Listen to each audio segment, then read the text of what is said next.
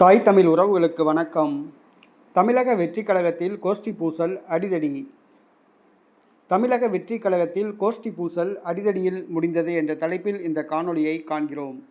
தமிழக வெற்றி கழகம் ஆரம்பிக்கப்பட்டு 1.25 ஆண்டுகளுக்குள்ளாகவே கட்சியில் கோஷ்டி பூசல் நிலவுகிறது.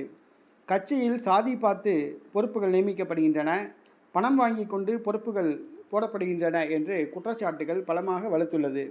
குறிப்பாக புஷ்ரி ஆனந்த் பணம் வாங்கி கொண்டு பொறுப்பாளர்கள் நியமிக்கிறார் என்று நிர்வாகிகள் குற்றம் சாட்டுகின்றனர். நகர பொறுப்புகளுக்கு 20 லட்சம் ரூபாய் வரை பணம் வாங்குகின்றனர் என்று ஒருவர் குற்றம் சாட்டினார்.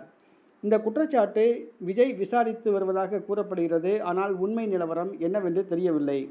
வக்பு வாரிய மசோதா திருத்த மசோதாவுக்கு எதிர்ப்பு தெரிவித்து இன்று திருவள்ளூரில் போராட்டம் நடைபெற்றது. போராட்டம் நடைபெற்று கொண்டிருந்த பொழுது தமிழக வெற்றி கழக தொண்டர்கள் மத்தியிலே கோஷ்டி பூசல் ஆரம்பித்தது. 2 கோஷ்டிகளாக பிரிந்து ஒருவருக்கொருவர் அடித்து தாக்கி கொண்டனர். ஒரு சிலருக்கு மண்டை உடைந்தது. தமிழக வெற்றி கழக தொண்டர்களை காவல்துறையினரால் கட்டுப்படுத்த முடியவில்லை. பொதுமக்கள் பிரச்சினைக்காக போராட்டம் நடத்தப்பட்டது. ஆனால் அந்த போராட்டம் கோஷ்டி பூசல் காரணமாக அடிதடியில் முடிந்தது. இது விஜய் கவனத்திற்கு கொண்டு செல்லப்பட்டுள்ளது. விஜய் அதிர்ச்சி அடைந்துள்ளார்.